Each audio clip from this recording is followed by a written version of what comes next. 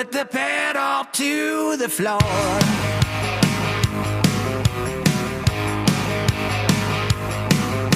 It's loud and live and local.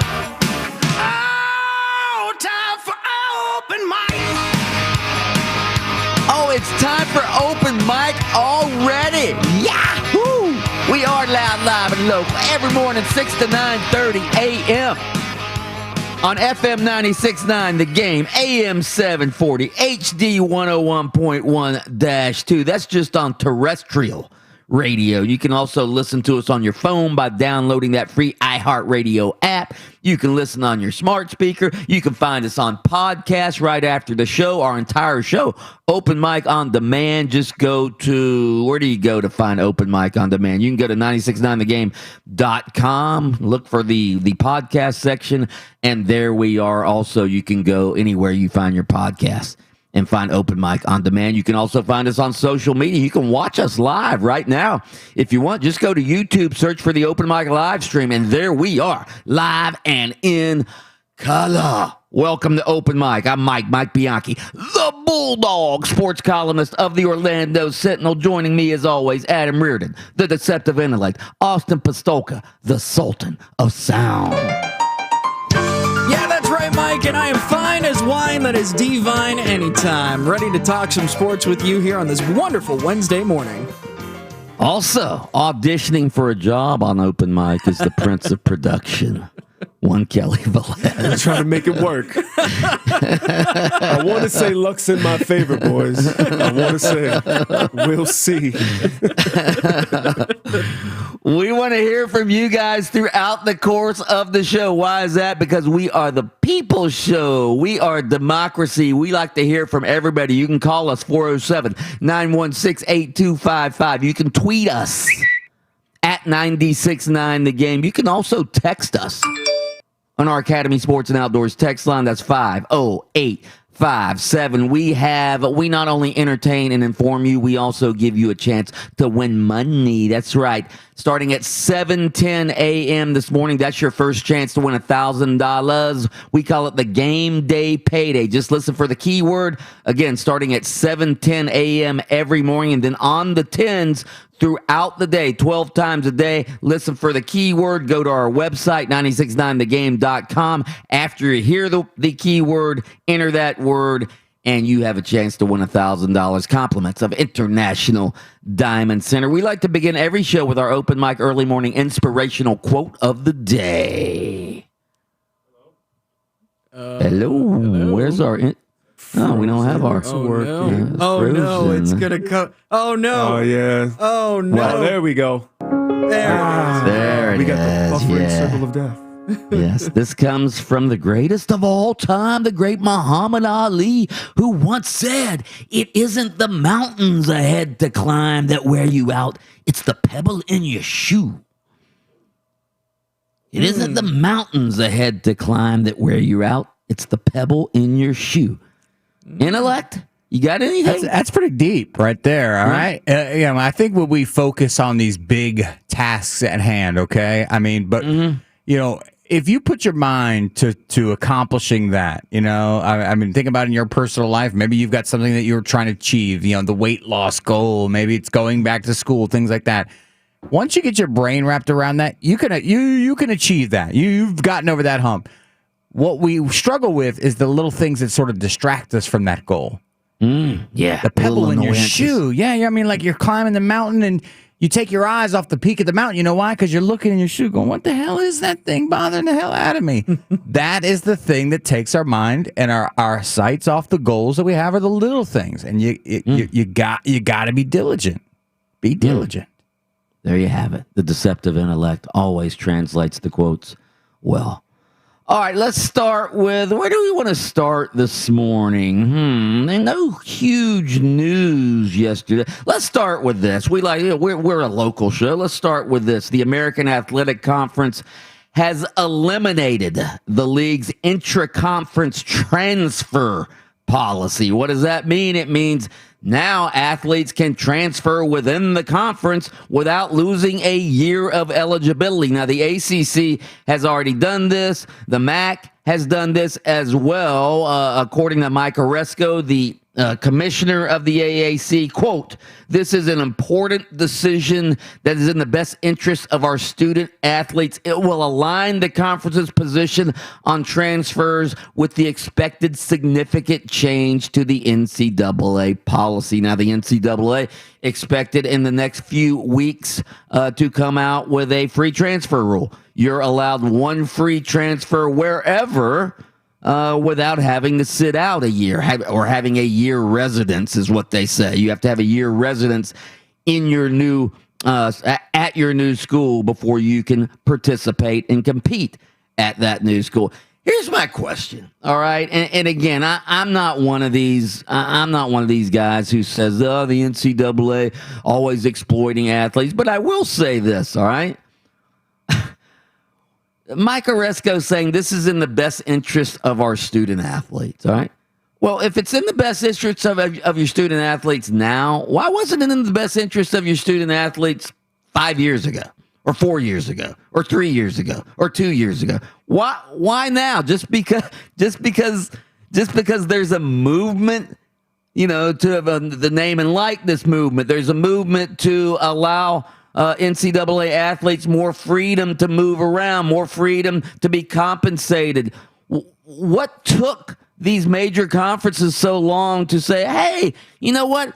It's the right thing to do to allow these athletes to transfer within the conference without having to sit out a year"? I mean, Adam, what took them so long?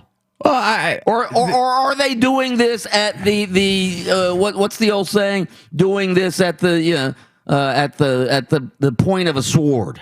Well, yeah, they're being forced into doing it. Well, I mean, there's been nobody calling, in a big way, like we're seeing here over the last 5 years, basically questioning the foundation of college sports, collegiate sports. It's always been about, people have always said it's about the name on the front of the jersey, not the name on the back of the jersey. I think now we've officially flipped that now we recognize that it is at least equally about the names on the back of the jersey as it is the names on the front of the jerseys in college sports. And I don't think there's any putting that cat back in the bag. So I think at this point they're forced to embrace it. You're right, maybe at the edge of at the end of the sword, because the public perception now has switched. 25, 30 years ago, with a much more conservative fan base, of course, without these schools, these kids wouldn't have it.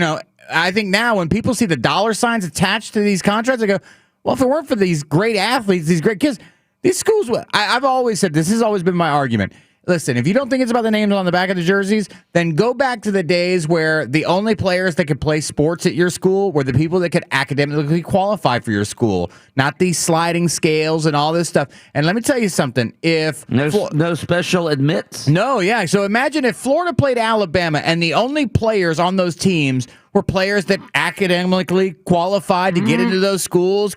Playing running back is Mortimer Schnurd. He runs a 5.7 40. I'm going to go out on a limb and say that when ESPN and CBS and all these other networks are bidding for the services of SEC football, I don't think it would mean as much if just regular Joe Schmo was out there playing quarterback for those schools. So I think that we've seen the shift now in public perception when it comes to college sports, and the administrations now have to sort of go, oh yeah, we're gonna make these moves, because it's best for these kids, of course. When you're right that when nobody was calling them to the carpet on it, it was best for the schools to keep these kids locked down.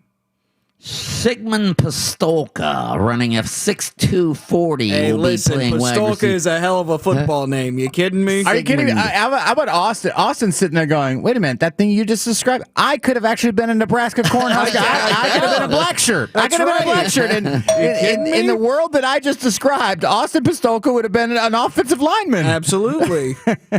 A power you notice Notice I said the AAC, the American Athletic Conference, the ACC, the Atlantic Coast Conference, the MAC. They've all announced, hey, you can transfer within the conference without sitting out a year. You notice who hasn't announced that? The SEC. All right. You want to know why? Because the SEC is not about allowing the Alabama player to transfer to Auburn. SEC wouldn't do this. I mean, they'll do it at the point of the sword, as I just mentioned, when the NCAA rule comes out. One free transfer. The SEC is not going to allow blanket transfers within their league, are they? You want to know why? Because it just means more. Goodness. It just means more in the SEC. I think you were right the first time. As long as Nick Saban is working at Alabama, they're not going to make that move. But the minute Nick Saban leaves, it'll be a free for all. Yeah. So anyway, that is the big news coming out of the American Athletic Conference. We're going to talk some more college football. We got some NFL draft stories to get to. Obviously, the NBA and Major League Baseball we're going to get to as well. Straight ahead, though, we have a spontaneous text question. I think we can get something out of this. It's National Ex-Spouse Day. So let's think about a spontaneous text question based on National Ex-Spouse Day. That's next on Open Mic. This is Markel Fultz of the Atlanta.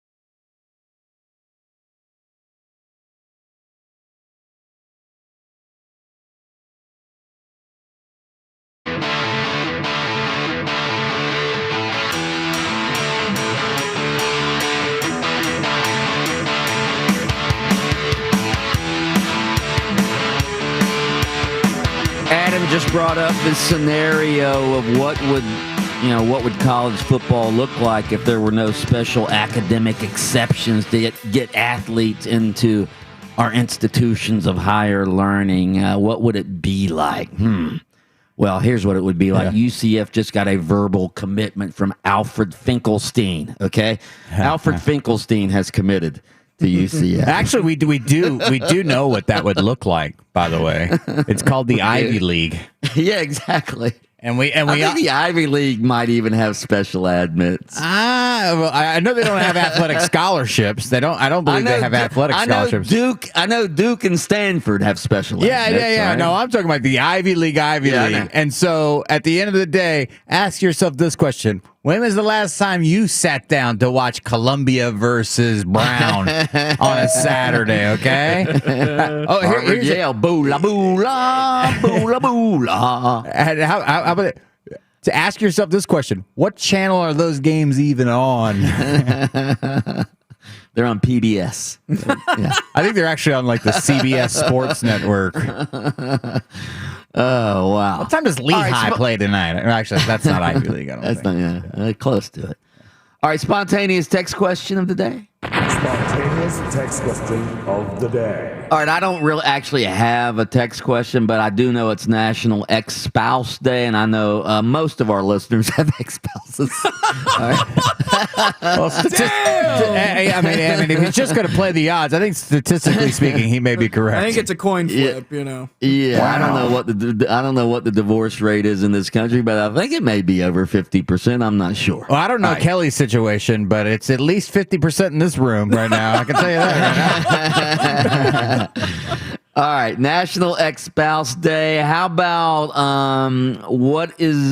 since they're ex-spouses, how about what is the most annoying thing about your ex-husband or ex-wife?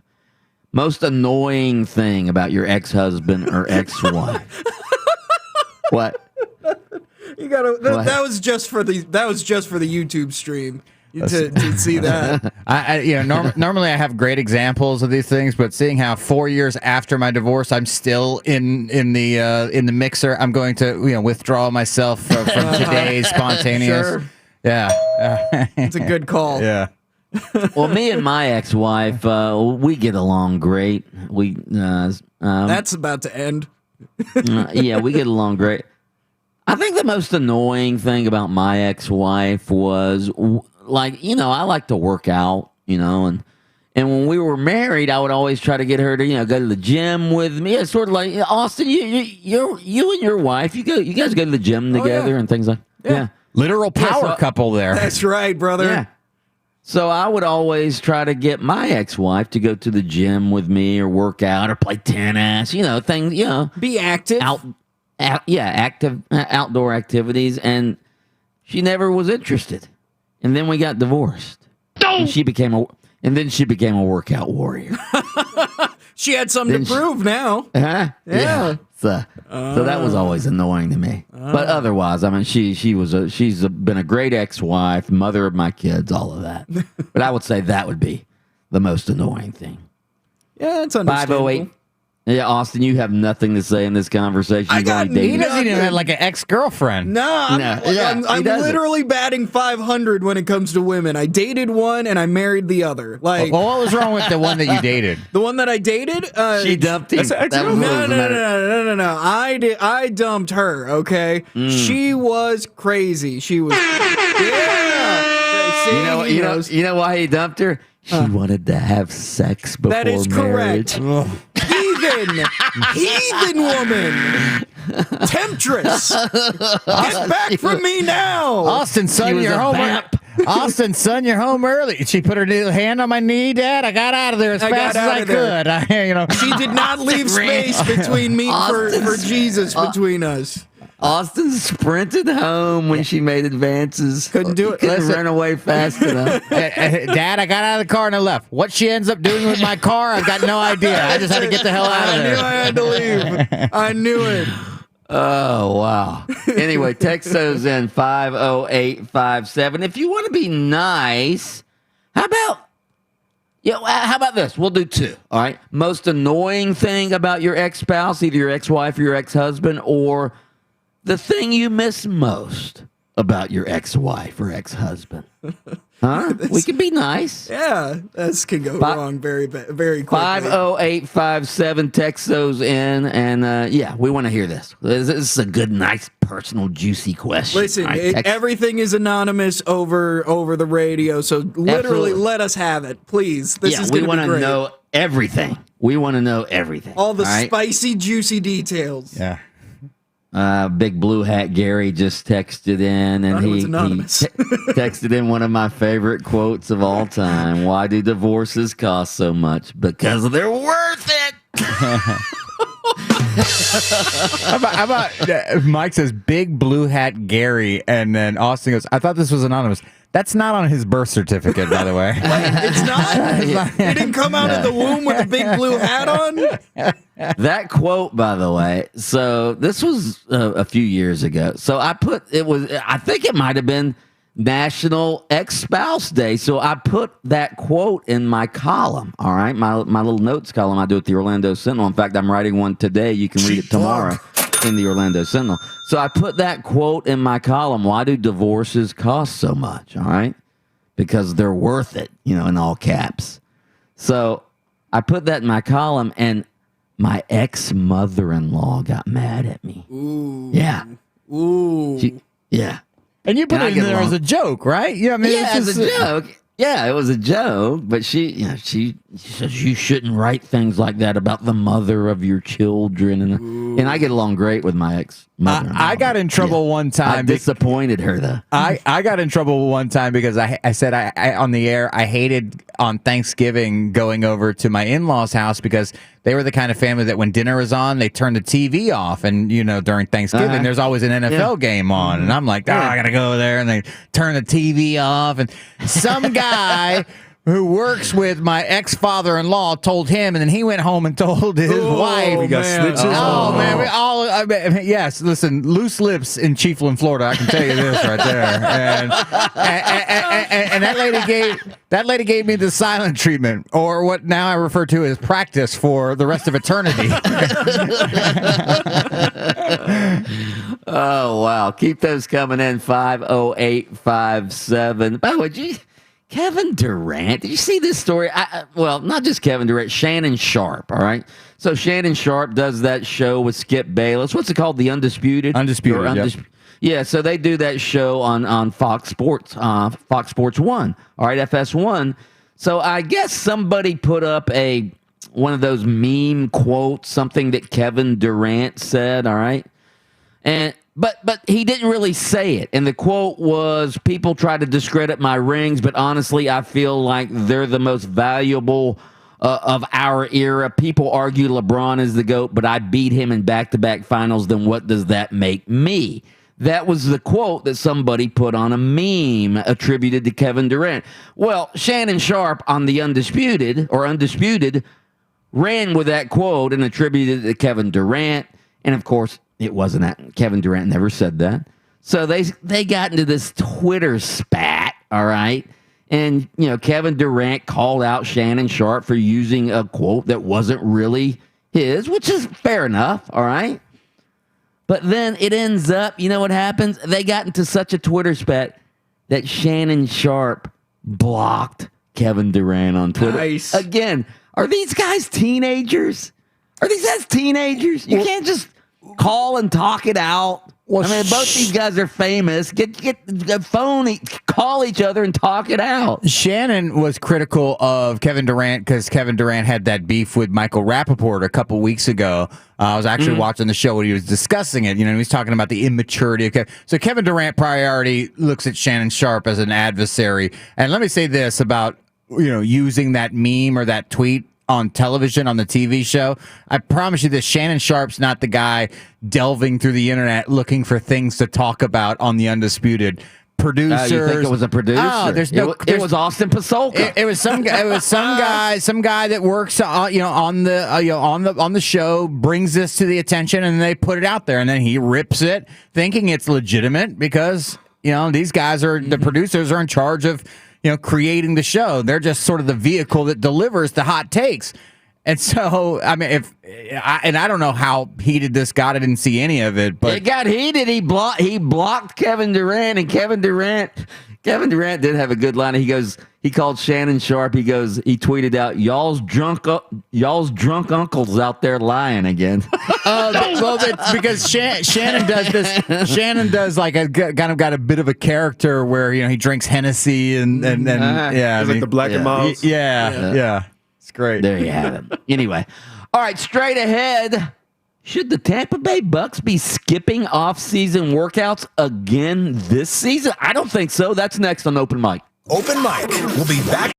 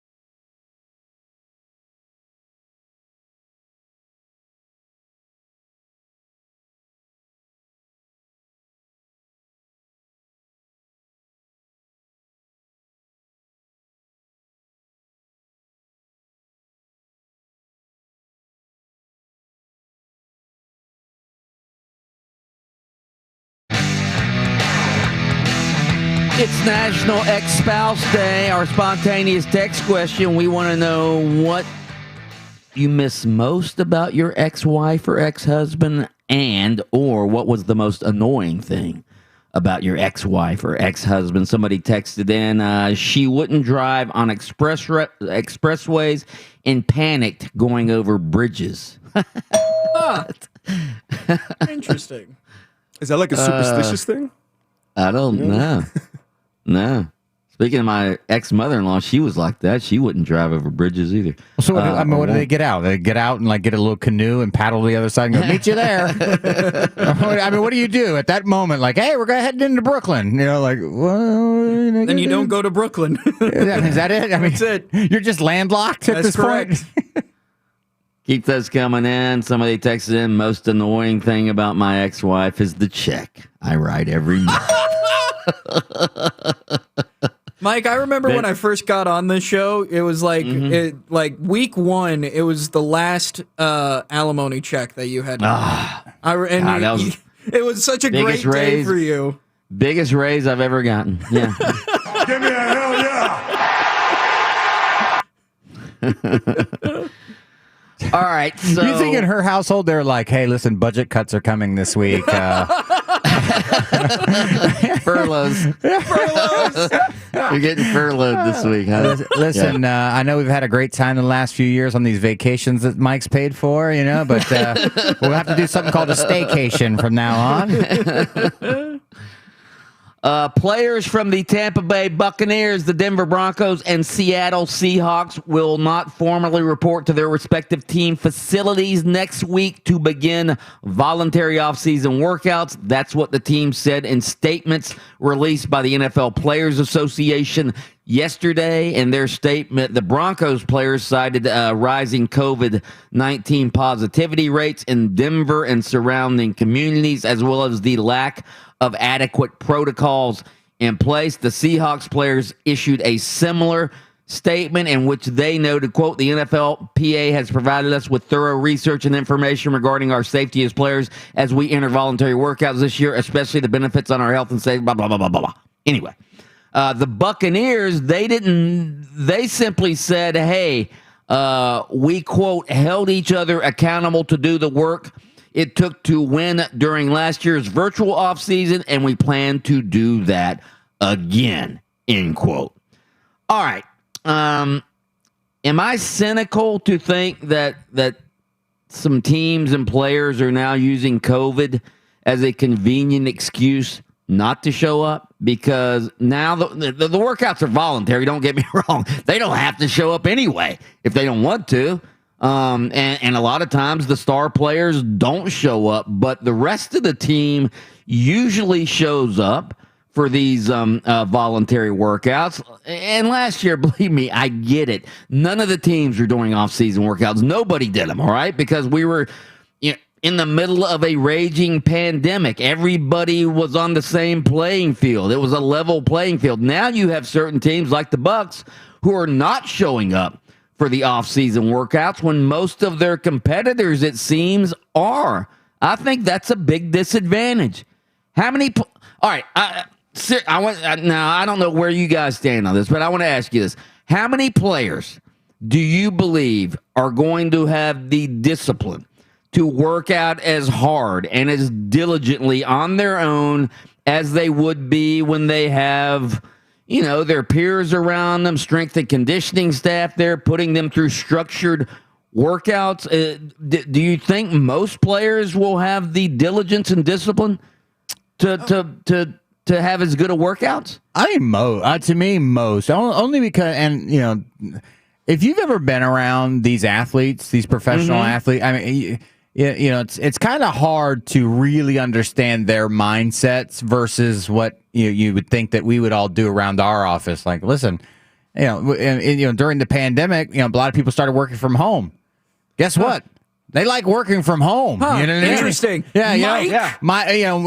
Why aren't you showing up, Mike? I mean, Here's why. Yeah, well, here's why. Because I get more work done at home. I get more done at home. Well, I think it's. I mean, remember we've had that discussion. Jalen Ramsey is a guy who says, "Listen, I get more done on my own than I did with the team facilities, and some people don't accept that as a viable answer to that question. I think most would put in the work. I think the other thing to include on this is that for a lot of people, when they see this, they kind of have this idea of like high school athletes and how you got to force high school athletes to put in the work, or otherwalso they're going to be lazy. These guys are one percenters, man. These are their the mindsets best are of so the different. best. They've done this for years. Also on top of it, if they do take a little bit of slack, little bit of time off, that's fine. They're able to. Like, they are the best of the best. They've put the work in already. They don't have to work as hard as the high schooler who's trying to make it, or the college student that's trying to make it. They're there. I guess my major issue here is using COVID as the reason for not. I mean, first of all, I'm sure many of the players have been vaccinated. All right. Secondly, during the offseason workouts, the players are tested every day.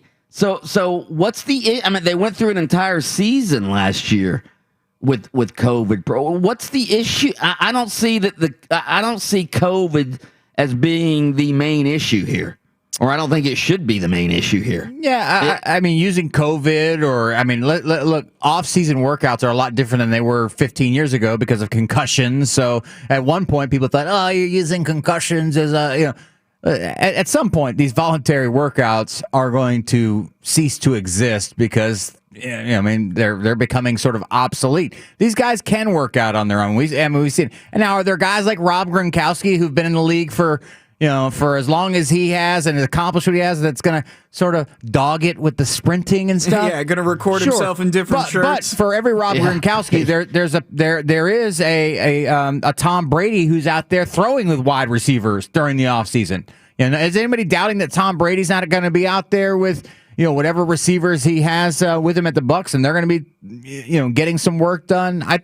At the end of the day, I think that this is just sort of a new way to think about getting things done, because I think, as Austin mentioned, we sort of think about it like these NFL players are like high school. Like if we don't make them come work out, they're going to get all fat during the offseason. I've been on vacation with a few NFL guys who even during vacation work out. That they don't work out hard. They work. Listen, we're out. We run hard. We play hard, and then the next day, the guys show up to breakfast. I'm just getting up, and they're like, "Yeah, I was in the gym at 5:30 this morning," and I'm like, "Dude, aren't you on vacation?" There is no vacation for these guys, or at least a lot of them.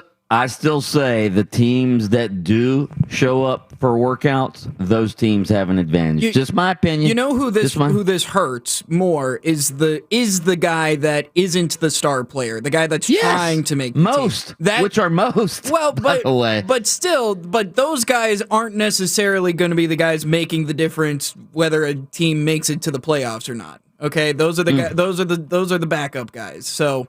It's a toss-up of how badly this affects a team. All right, we do have a thought-provoking daily poll on this. Is it a good idea for the Tampa Bay Bucs to skip voluntary off-season workouts in the coming weeks, presumably because of COVID concerns? ? You can go vote at 96.9 The Game on Twitter. We also have some other polls you can vote on as well, because we love polls. All right, straight ahead. What do I have next? How about, we're going to have our NASCAR insider, Buddy Pittman, join us. Did you know we have the first woman NASCAR driver since Danica trying to make a name for herself on the Cup circuit? We'll talk to Buddy Pittman next about that on Open Mic. Open Mic, the best radio show in town. Isn't that right, Urban Meyer? I think your facts are not surprisingly incorrect.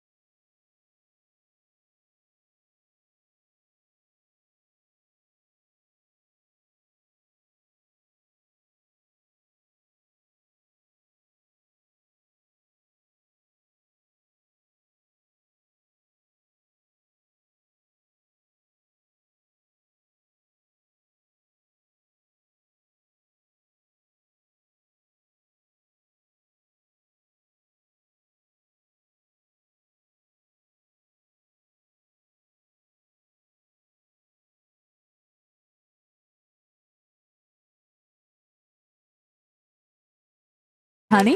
It's very exciting stuff, you see. It's the front page of the internet. Welcome back to Open Mic. It is time for the front page of the internet this morning. The front page of the internet, we're going to start off with YouTube's trending page, where the #1 video on YouTube right now comes from Netflix. It's the official trailer for Army of the Dead, starring Dave Bautista, and is from filmmaker Zack Snyder. Army of the Dead takes place following a zombie outbreak, and people gotta survive.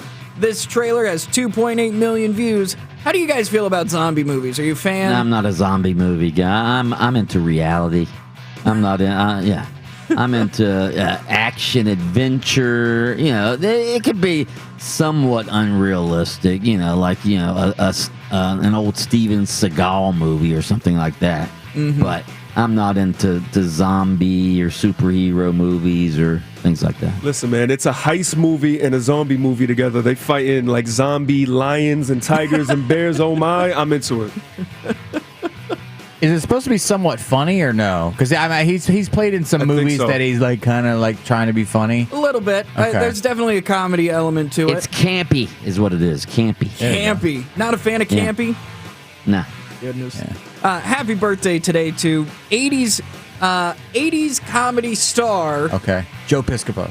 Anthony Michael Hall. Oh. Hey, you know what's weird? I just saw a kid this past weekend at a soccer game, and the kid walks past me and I'm going, I almost want to say, like, dude, has anybody ever told you look like Anthony Michael Hall? I mean, he looks just like he was from the Breakfast Club, right? Yep, Weird Science. 16 Candles. Yeah. Oh my God, this kid walked past me this weekend. I almost wanted to say, like, is your dad Anthony Michael Hall? He would have had no idea. That kid would have had no idea. His dad would have. Yeah. He said, "Don't you forget about me." That's right. Right. Nice. He's got to be, 80s, 1980s. I'm going to go he's 57. Anthony Michael Hall is probably 49. He's 53 years old, so I think right in the middle of you guys. Yeah. The scene where he's dancing in 16 Candles trying to get the date with Molly Ringwald is so great. We move on to an interesting Twitter battle, okay? So... Shannon Sharp and Kevin Durant? Nope. Even more interesting. This is the battle of Neil deGrasse Tyson versus Steak-'em dog treats. So Neil deGrasse Tyson put out on Twitter, the good thing about science is that it's true, whether or not you believe in it. That's the tweet, okay? Steak-'em dog treats, the official @Steak-'ems, tweeted, log off, bro. I used to love Steak-'ems. Wait, you used to love Steak-'ems? Steak-'ems is a thing not dog treat. Not a dog treat. It was something like a little slice. It was thin like a little, slice of beef. Oh, really? Oh, they were awesome. You pop it in your microwave and you basically like make a what kind of sandwich would that be? It would be like a Philly cheesesteak or something. Yeah. Huh. I didn't know that. But anyway, it didn't end there. It didn't end with log off, bro. Someone called out Steak-'em and said, you must have changed your social media personnel. And Steak-'em responded with, nope. Science itself isn't true. It's a constantly refining process used to uncover truths based in material reality, and that process is still full of mistakes. Spelling mistake, misteaks. Wow. Neil just posts ridiculous sound bites like this for clout, and he has no respect for epistemology. Straight up calling out Neil deGrasse Tyson for bad science, effectively. What? Yeah. This is the weirdest. You know what that's like? It's like this guy behind that Twitter handle challenging Neil deGrasse Tyson's grasp of science. Yeah. Is like me sitting at home when Mike Tyson was fighting, going, man, you know what I'd do in the ring if I was Mike Tyson? I would do this and this and this and this and this. He doesn't know as much as I know sitting here outside of the ring, not getting punched in the face.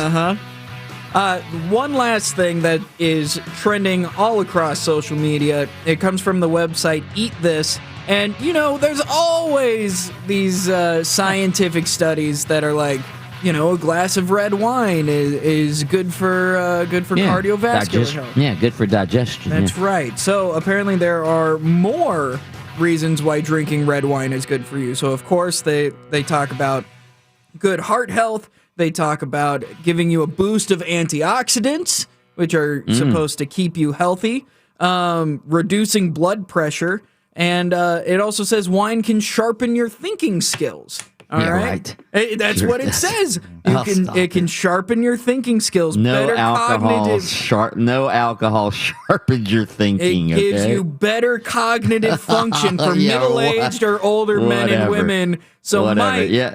it So says does vodka, right? It Yeah. says Who you did should this? have The 10 National to Red 14 drinks per week. 10 Yeah, to the 14. National Red. That's right. The National Red Wine Society came out with that study, right? Good This is Lord. published by the JAMA Network. JAMA. I don't know what that is. Mike goes, That's what I thought. I don't know what JAMA stands for, but I Seems am like a pretty fan. reputable news industry It is a real website. it's not just a website. It's like what's the word? Where peer research or peer something? reviewed research. A think tank. A think tank. So this study's real, man. 10 to 14 drinks a week, and you will have better cognitive function. Yeah. Explain that to the officer while he Yeah, pulls you over. yeah. Like, I thought it was a good idea to drive. It says per Yeah, week, hey. not every day. It's not daily intake. Goodness. Yeah, if you do 10 to 14 per week, that's about a couple glasses a day. That's 1 to for crying. 2. 1 to 2 glasses per day. So I'm right on track, man. And The Trulies count? I'm about to say, you drink wine? I love red wine, man. Red wine is so good. Austin loves anything with alcohol in it. Okay. As a Yeah, wait a minute. I've seen you like on like Instagram with like what's that? Whiskey, What's yeah. the cinnamon one that you like? Fireball, Oh brother. my god. Listen, I Red don't have wine. expensive tastes. I just like to drink. Whoa. That is the front page of the internet. All right, we're gonna have Buddy Pittman on coming up. I want to get to this story real quick. Mark Cuban, what a whiner this guy is. All right, what a whiner. So Luka Doncic a couple days ago criticized the NBA's play-in tournament. All right, saying he doesn't. I don't get why we're doing it. Blah blah blah blah blah. All right. Mark Cuban then jumped on it yesterday and said the NBA has made an enormous mistake with this play-in tournament. All right. And his reasoning is the worst part of this approach is that it doubles the stress of the compressed schedule. Rather than playing for a playoff spot and being able to rest players as the standings become clearer, teams have to approach every game as a playoff game to either get into or stay in the top six since the consequences of making the playoffs. So players are playing more games and more minutes in fewer days. Okay, so that's what Mark Cuban says. All right, at the end of the season, yeah, if you're trying to make the playoffs, you're not going to rest your players. Yes, that's how it is. That's how it is in every playoff race. If you've made the playoffs, if you're securely in, then that's when you can rest your players. If you're not, guess what? You have to play your players. And by the way, the NBA Board of Governors, which includes Mark Cuban, unanimously approved the play-in tournament before this season. He voted on it. He voted yes. And now he's criticizing it. Why? Because his team's in the middle of a playoff race, and they're where are they at? Are they in the seventh spot right now? I think the Dallas Mavericks are in the seventh spot right now, so they're in the middle of this playoff race, and he can't rest his players, and he may have to, get into the play-in tournament to make the playoffs. Is this whining? Or it's somebody who thought it was a good idea at the time and then now recognizes where this could be an issue. Because what he is saying is right in this respect, is that if they were the 5, 6, 7, but comfortably in there, you knew that you had some wiggle room because they would take 8 teams into the regular playoffs, right? That you were going to make the playoffs.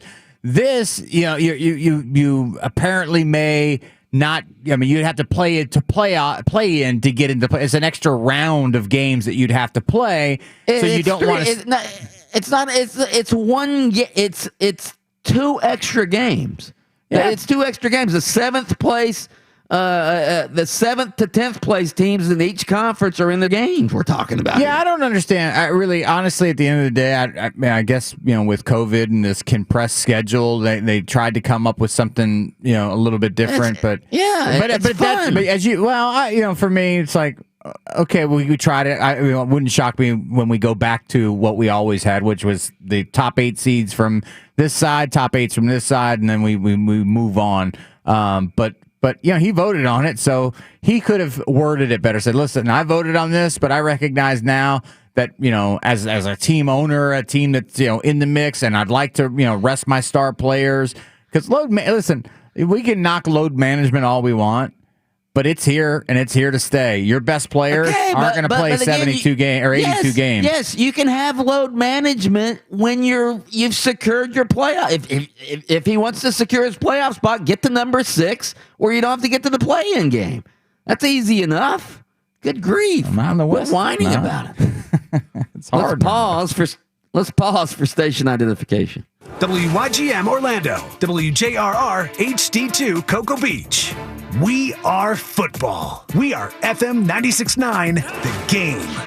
And coming out of turn 4 for his 29th career win, he's why they call it Martinsville. Martin Truex will go to victory lane. In the Blue Emu Maximum Pain Relief 500. Team effort right there.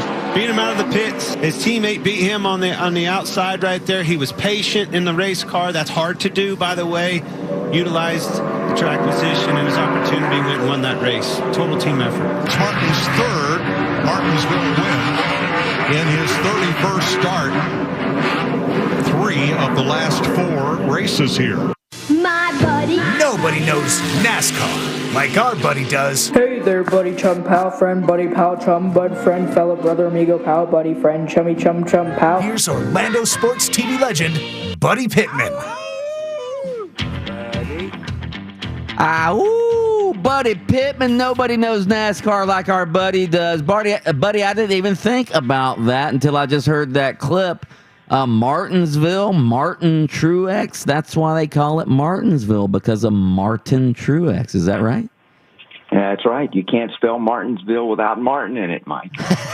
That's right. This is an interesting scenario for this guy, though, because when he broke into the series, he went 0 for 80 on short tracks. Could not get a win. Came close a couple of times, but just could not get a win. But then got to Joe Gibbs Racing, things started to click, and now he has won 3 of the last 4 races at Martinsville. He's won 5 of the last 11 short track races, and just doesn't seem to be stoppable anymore. This guy seems to have got that short track thing figured out, gotten the equipment with Joe Gibbs Racing to be able to get it done, and now is one of the favorites every time they go to the short track after going 0 for 80 to start his career. And this is the shortest track of all, right? Yes, sir. Yes, sir. Martinsville is the shortest track on the circuit by a slight margin, just slightly shorter than Bristol, by like a couple of tenths of a mile. But yeah, this is the shortest track. Martinsville, one of the the long-standing tracks that's been around forever, and it's it's always a challenge because it has the concrete in the corners and the asphalt straightaways, so it's always a big challenge. It's the paperclip. It's a tough track for these guys to figure out a lot of times, and once again, it's a classic example of the guy with the best car not necessarily winning the race. Martin Truex was probably our 3rd or 4th place car, but things worked out as they got dark. His car came in and was able to overcome Denny Hamlin, his teammate. Hamlin, once again, an outstanding run, led 276 laps and did not get the win. Same thing happened back in 2009. Hamlin led 296 of the 400 laps and did not get the win. Denny Hamlin is, every week he's there, week in and week out. This guy has 7 top 5 finishes in 8 races this season. So Hamlin's win is coming. It's going to be there. But by golly, once again, this week, he did not have the car at the end to finish it off. And Martin Truex, his teammate, gets the win. Buddy, Who's been the surprise so far? I'm talking about good surprise. Who's been the good surprise so far this season? Is it Kyle Larson? Well, I think it's Kyle Larson because he's been competitive every week in and week out, and I think everyone expected that from him when he got into Hendrick equipment, that they knew he was going to be competitive. But one of the guys that I think also has been kind of a surprise is another Hendrick driver called William Byron. Mm-hmm. Now, Byron is, he's a young kid, came up through the ranks, but so far this year he won at Homestead. And in the last 6 races, he has all top 10 finishes and is there week in and week out. Every week we see him racing amongst the top 10 cars and even at times racing for the win. Like I say, he did get a win at Homestead. So I think one of the guys that probably has been a big surprise for everyone has been William Byron and the performance that he's been able to put together, the consistency. Now, not that he's a winner because they knew that with the talent that he's shown through the years, but I think now he is starting to show the consistency week in and week out, and I think that's what has been the big surprise so far. What about unpleasant surprise or a guy who's not doing as well as expected? Kyle Busch again? Well, I think everyone's surprised that Kyle Busch has not won a race yet, but you got to think, that you figure that's coming. They'll turn it around at some point in the season. He's starting to show signs. That's what they said last year, buddy. Yeah, that's exactly right. That's what they said last year.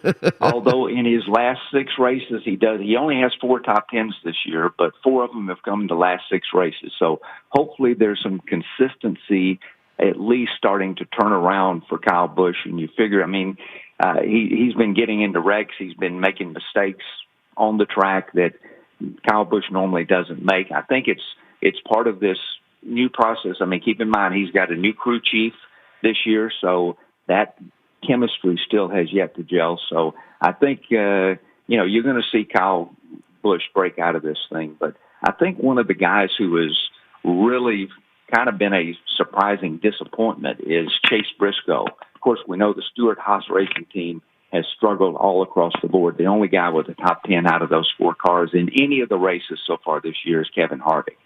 But Chase Briscoe, he came and took over the seat in the 14 car that Clint Boyer had last year. He had 9 wins in the Xfinity Series last year. And I think everyone thought he was going to come in and just set the world on fire. But so far, in 6 of the 8 races, he's had finishes of 20th or worse. His average finish right now is like 23rd. And I just think everyone expected, with the success he had in the Xfinity Series, winning 9 races last year. And of course, it's a difference driving the Xfinity Series cars than it is the Cup cars. You got to learn the system. But I just think everyone thought that he would be much further ahead than he is right now because he's had a struggling season so far. Our NASCAR insider, Buddy Pittman, right here on Open Mic. Buddy, tell me about Jennifer Jo Cobb. She's going to become the first woman to race the NASCAR Cup Series since, of course, Danica Patrick. She's going to race in Talladega at the Geico 500 on April 25th. Tell me about her. Well, she's one of these that just kind of, quietly, she gains a lot of experience. She gains a lot of racing expertise. She's a young lady from Kansas City, and she has a good bit of experience actually racing in the top-tier series. She has over 200 races in the Camping World Truck Series and I think 25 or 30 races in the Xfinity Series.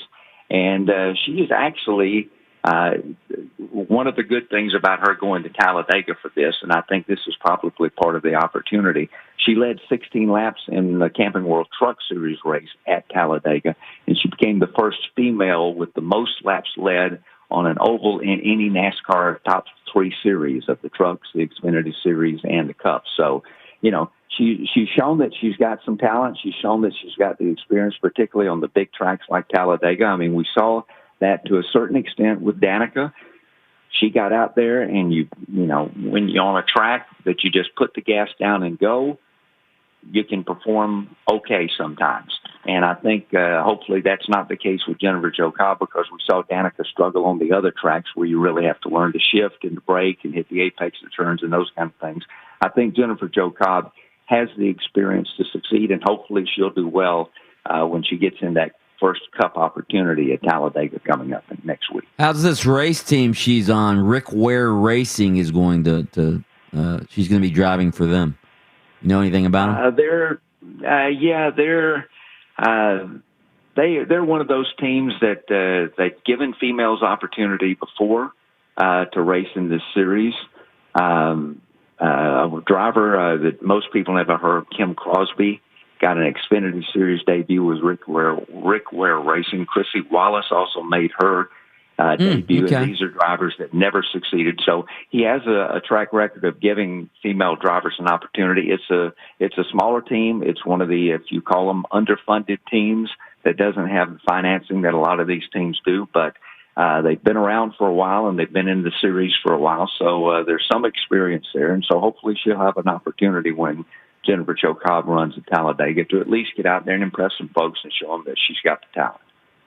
Buddy, we have about a minute left. What do we have this week? Well, Mike, we head to Richmond, another short track. We finish up our trifecta of short tracks here. We've gone to Bristol, to Martinsville, and now to Richmond, which is a 3/4-mile track. Once again, this is going to be one of those tracks where the surface is getting rough with age, so it's going to be one of those high tire wear type of tracks. So tire management is going to be important to not only being competitive, but also possibly having a chance to get to victory lane. This, if you're a Kyle Busch fan, may be the weekend. He has 6 wins there, and he has 6 straight top 10 finishes. So, and it's also where he got his 50th Cup win was at Richmond. So if you're a Kyle Busch fan, keep the fingers crossed. This might be the weekend for him. But when you look back at the history, Mike, this is the Petty's track. The very first race there in 1953 was won by Lee Petty. Richard Petty won 13 races at Richmond. Wow. And Richmond is also the track that Kyle Petty got his first Cup Series win in 1986. Kyle Petty won? Wow. Kyle Petty won in 1986, got his first win in the Cup Series. And it's interesting, we talked about how history repeats itself. In that race in 1986, Dale Sr. and Darrell Waltrip were battling right down to the end. Dale got into Darrell. Both of them spun up and hit the wall. And who comes through the dust but Kyle Petty? Oh, Kyle Petty. To get the win, get his first Was that win. his first and last win, buddy? Well, no, he had, I think, 6 wins or 8 wins throughout his career. But that was the first one. And, you know, and it's eerily similar to the fact, remember the 1979 Daytona 500. That's when Bobby Allison and Cale Yarborough wrecked each other up in turn 3, first nationally televised NASCAR race, and took each other out, was leading. And who came through the dust to get the win? But Richard Petty got the win in that race. So the Pettys have been fortunate with guys the leaders taking each other out and them being in the right position. Because had that not happened at Daytona, Richard Petty might not have gotten to 200 career wins. So just interesting to see how things work out sometime, Mike. It certainly is. Buddy, you're always interesting and intriguing. We appreciate you joining us every Wednesday to talk a little NASCAR. We'll talk to you next week, my friend. I appreciate it, Mike. Have a great week. Straight ahead, the sound off is coming your way. But wait, we have a chance for you to win $1,000 right this minute. Now.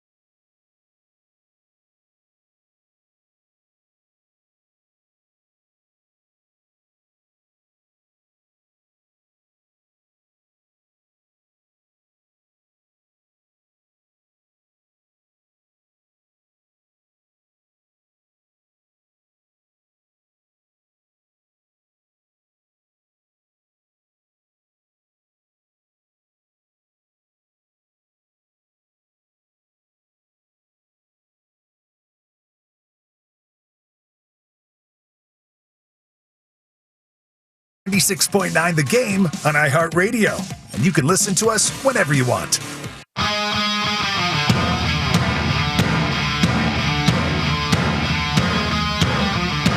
That is the Sound Off. Sound Off brought to you by...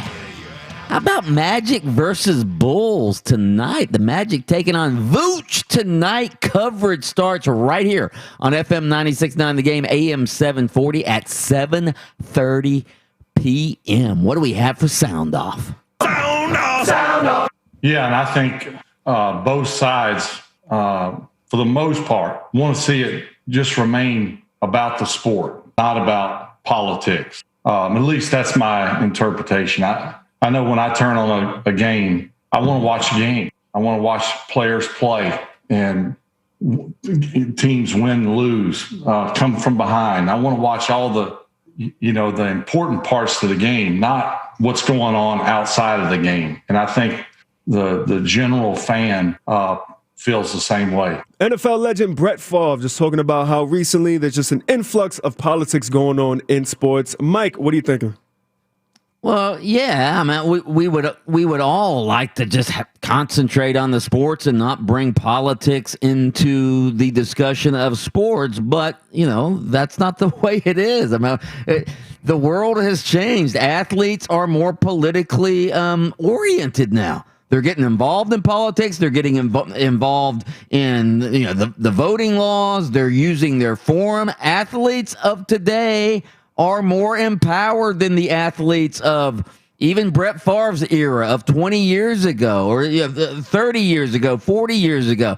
Back then, athletes didn't have the platform that they have now. Athletes didn't have the power. Hell, they didn't even have free agency, for crying out loud. So I understand what Brett Favre is saying. You don't like politics involved in sports, or at least I don't. I like to go to the game as well and watch the game. I don't want to talk about politics or protest when I'm at the game. But again, the athletes are the ones who set the table now, not us. I was having this conversation with Austin off air, and I was like, that time I think is over. I think everybody understands what their platform means today, especially in the social media era.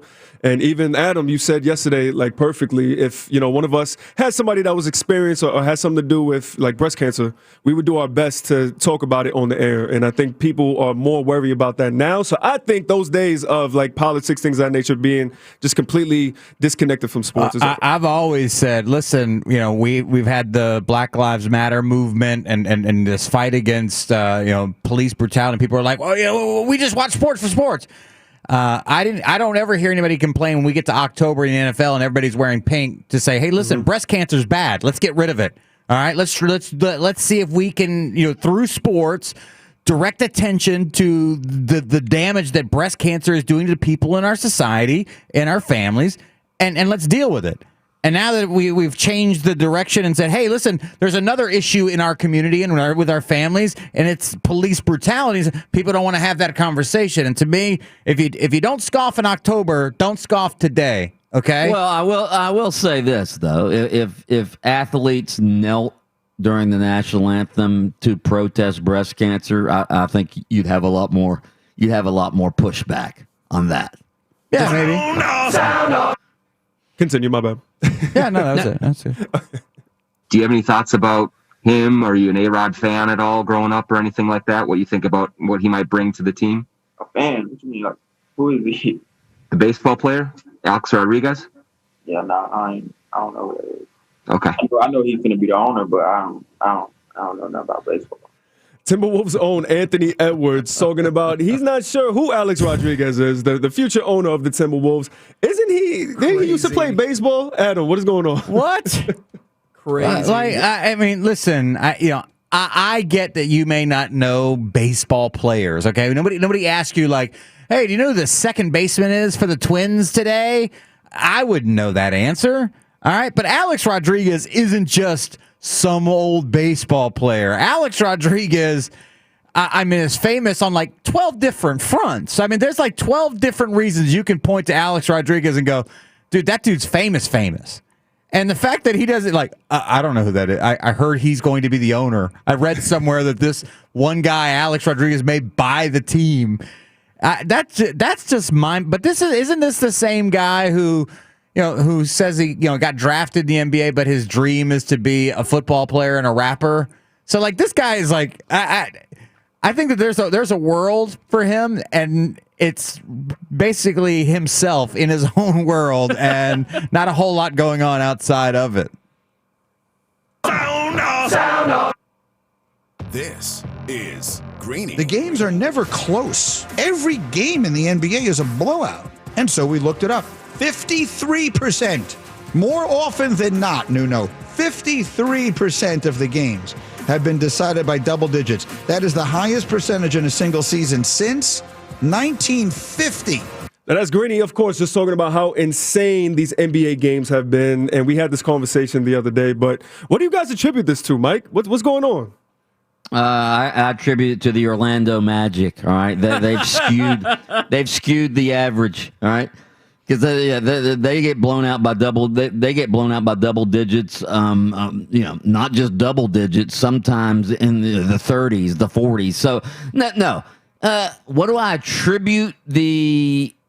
I attribute to more and more. I guess I attribute to the discrepancy in the talent among the top teams and the bottom teams. Again, more and more, we're getting more and more super teams, more and more athletes congregating in certain spots to try to win championships. And if you're not in one of those certain spots and you're the Orlando Magic and you have some of these other teams, then you're going to get blown out on a regular basis. I just think it's the discrepancy in talent and where this talent is located these days, my opinion. Yeah, and also, to me, you have so many more quote-unquote superstar players that are dropping 35, 40 a night, and it's like, what is going on today? What is in the water? Because they don't play as much defense anymore, and the three-point shots changed everything. You had 7-footers hitting three. If you've got one of those big guys that can step out there and hit threes at the same time, then that's a whole different ballgame. Well, the Magic used to have one of those guys, but they traded. They didn't have other guys. What are you talking about? Mo Bamba still has that stroke. Just wait. God. Just you wait. He's got a bad hip now, so that's true. Sound off. Sound off for today. All right, straight ahead. Should the Jaguars, we know who the Jaguars are going to take with their first pick of the first round, but I'm going to tell you who I think they should take with their second pick of the first round, and he's a former Gator. That's next on Open Mic.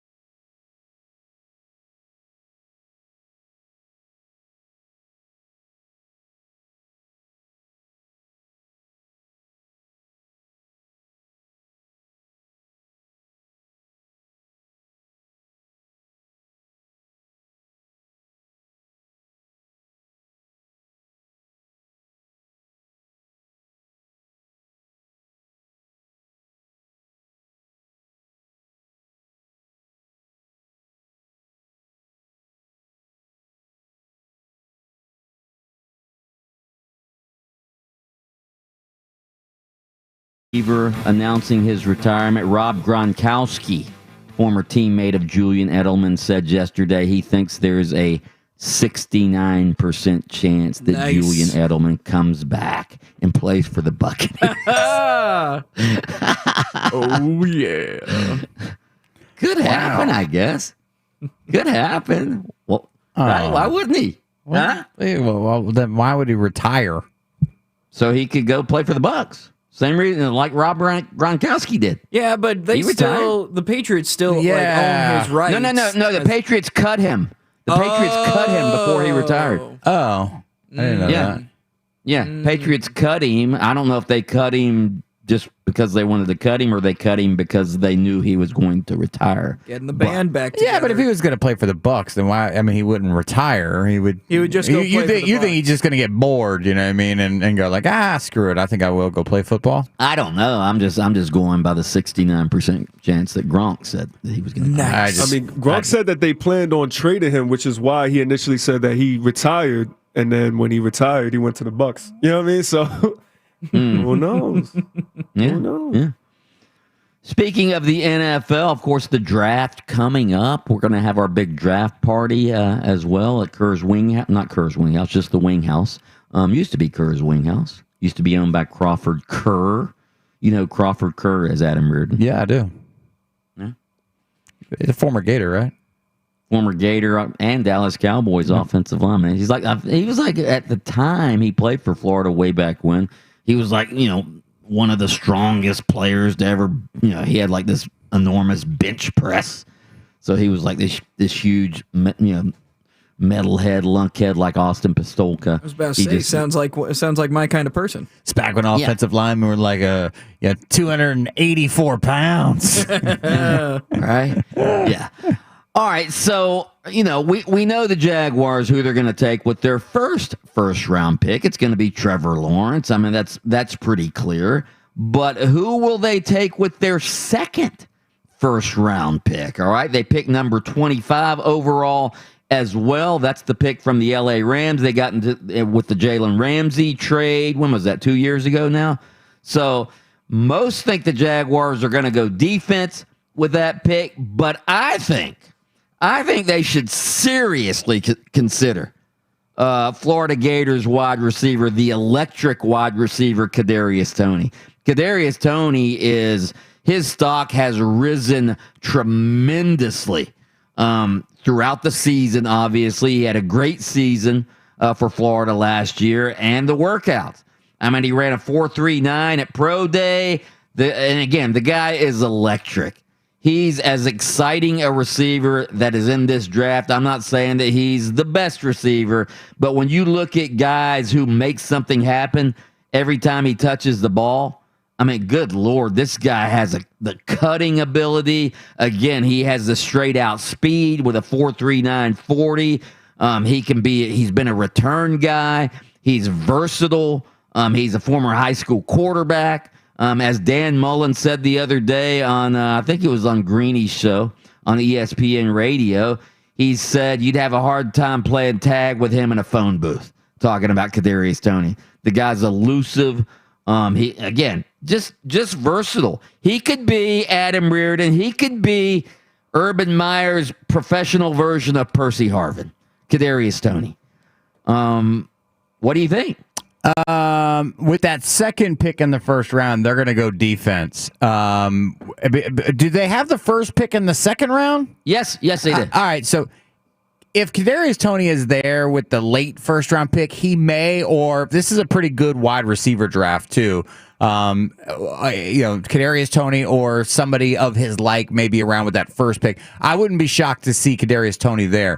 But this is a team that gave up no less than 24 points in every single game, and a lot of games over 30, and some games even over 40. This team needs a defensive presence, and if they weren't picking first and Trevor Lawrence weren't sitting there, I'd suggest they find a defensive, move down and get some defensive players. But there's no way that at that position, especially with all the quarterbacks, all the wide receivers, teams are going to take tackles. There's going to be a really good defensive player available for him there at that number, I believe 25 spot for him. And they'll take that guy, or at least I think they should. And then whichever of the wide receivers slides down, that first pick in the second round of the draft, that's where you get yourself another weapon for this offense. I get it that in Jacksonville or in the state of Florida, we start trying to connect the collegiate to NFL dots. Like, the Dolphins should draft Gregory Rousseau from Miami. It makes sense. The guy played at my... That's fun for us. You want some weapons? You're getting Trevor Lawrence. You want to give him some weapons? Yeah, no. And you get a pick like what 5 to 7 more picks. A little bit deeper in the draft, and this is a deep wide receiver draft. And there's going to be guys available. You're going to get more bang for your buck with that first defensive player, because of all the quarterbacks that are going to go before him, tackles, some of the wide receivers that we talked about. There's going to be a quality defensive player at 25 that normally isn't there, because normally we don't have this deep a quarterback draft class and this deep a wide receiver class. And I think that you're going to get more, the quality that you're going to get with that first pick in the second round as far as a wide receiver is concerned. I just think that that's where you'd end up taking Kadarius Toney, should he slide there. And if he doesn't slide there, he's not going to be around. I don't think. I think he's so good that I don't even think he'll be around at number 25. Honestly, he's not expected to be. There are a lot of mock drafts that have him going 15, 16. So that's a long way to slide. Yeah. I mean, you've got Jamar Chase, Jalen Waddle, Devonta Smith. Yeah. Those are probably your top 3 wide receivers. Kadarius Toney's probably 4. He's probably 4. There's going to be 5 quarterbacks go right in the first round, and then you're talking about 5 4 wide receivers. In the first 6 picks, probably. Yeah, that's what I'm saying. That guys are going to slide. I think that you've got these quarterbacks and you've got these wide receivers. And then you're going to have teams that need offensive tackle, and there's a guy from Northwestern I think is pretty good. You got a couple defensive ends from Miami. We know how important defensive end is nowadays in the NFL. I'm going to go out on a limb here and say that one of those wide receiver, or a really good wide receiver, is going to be available with that first pick in the second round, and that's where. At the end of the day, the Jacksonville Jaguars need help defensively more than anything else. The Jacksonville Jaguars need help everywhere. Let's face it. They didn't have one game. They had one game. Their lowest defensive performance, or their best defensive performance, is they held one team to 24 points last year. Once. Yeah, but again, defense. I mean, we've seen this. Defense a lot of time is dictated. If your offense is awful and can't keep your defense off the field, your defensive stats are going to be terrible as well. So again, we'll see what happens. But I just say if he somehow slides to 25, I'm taking Kadarius Toney if I'm the Jaguars. What do you guys think? We have a poll on this. You can go vote on it at 96.9 The Game. Right around the corner are NFL teams like the Buccaneers using COVID as an excuse not to attend off-season workouts starting next week. We'll get into that story next on Open Mic. Hey, this is Frank Caliendo. Pretend to be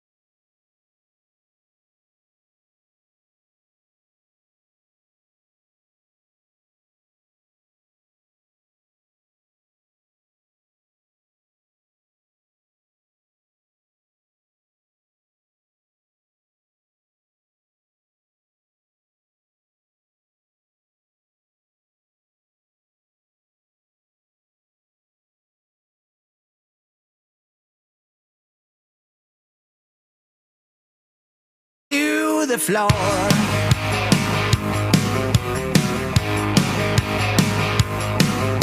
It's loud and live and local. Oh, time for open mic.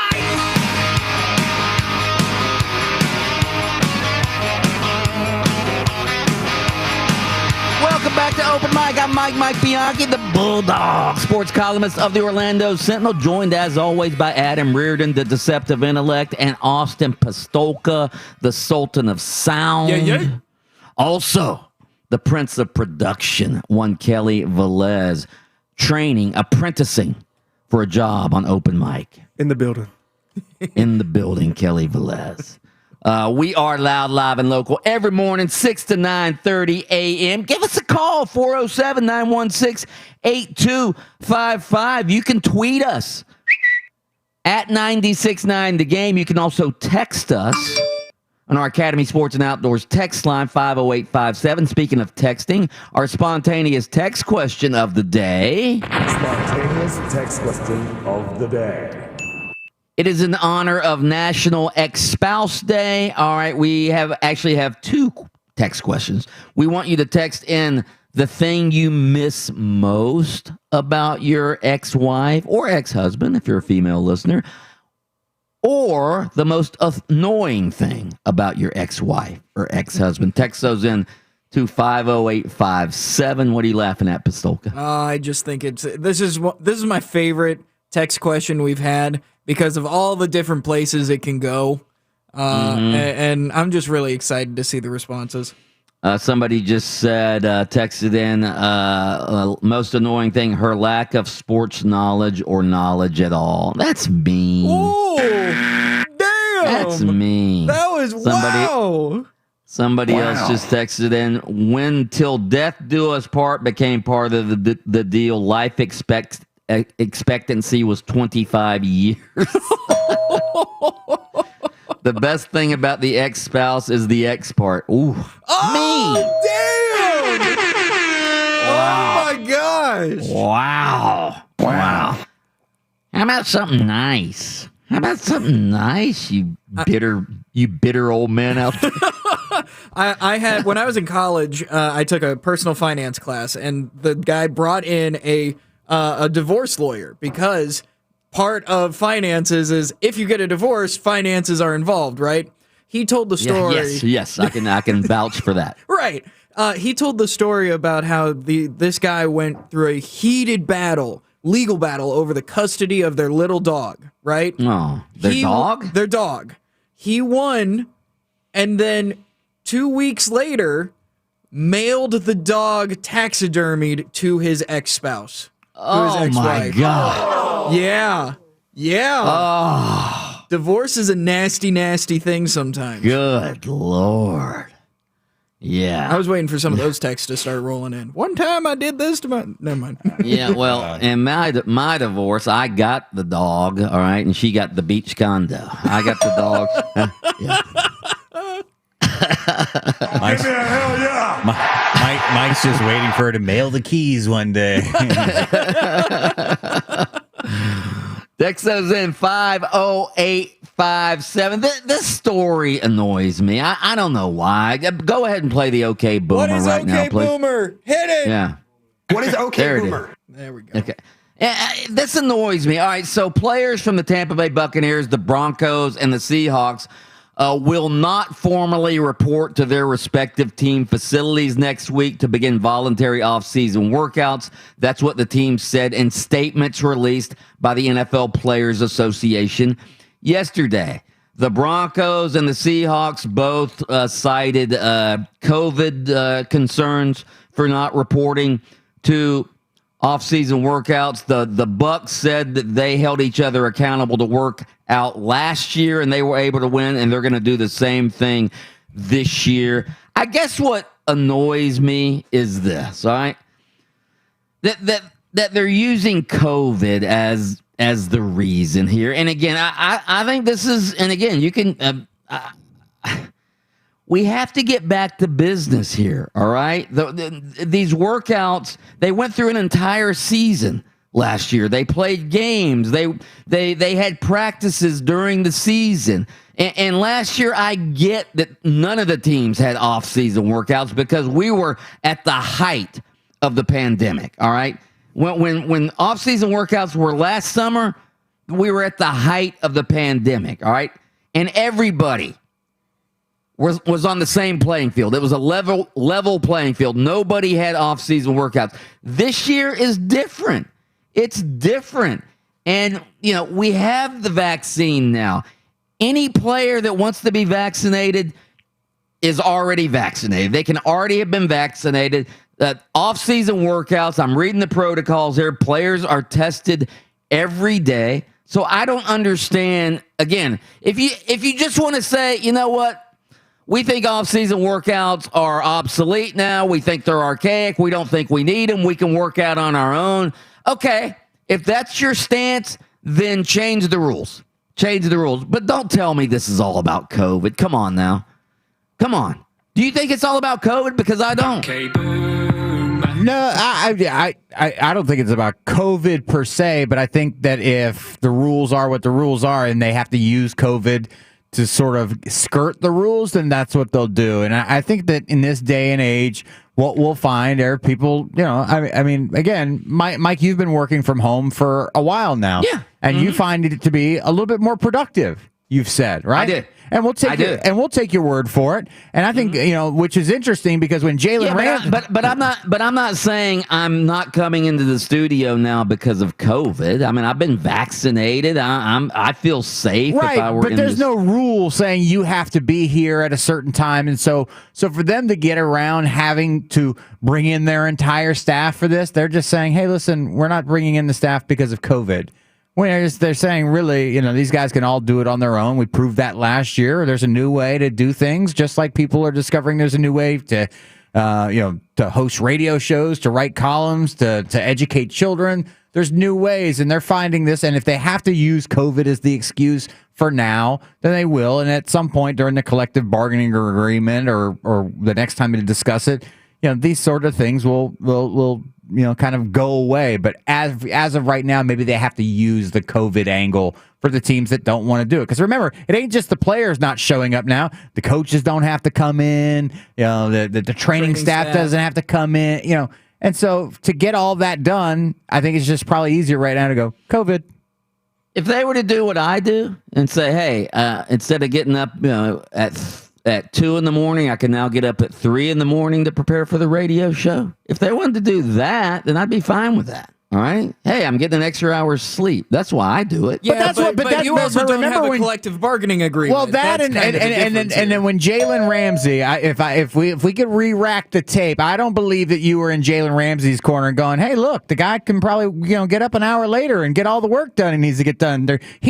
You were saying he needed to be there in the building just for morale of other players and all that kind of stuff. Because that's the team. Because that's when you team build also during off-season workouts. Mike, I love you, man. But whether you're sitting in this chair over here or that chair at your house, my morale's going to be the same. These guys didn't need to see Jalen Ramsey in the building working out. Hey, but I will say this, all right? There are parts, obviously I stay home right now and doing radio. I could be in the studio. But there are parts of not being there that I think is not helpful. There are parts of not being there that I do think is helpful, all right? But I think it's better for chemistry if I were sitting beside you right now. Well, I think nowadays with things changing and being different, the fact that I can see you now, you can't see me in live time, yeah, but I can. Not in live time though. It's 6-second delay. Yeah.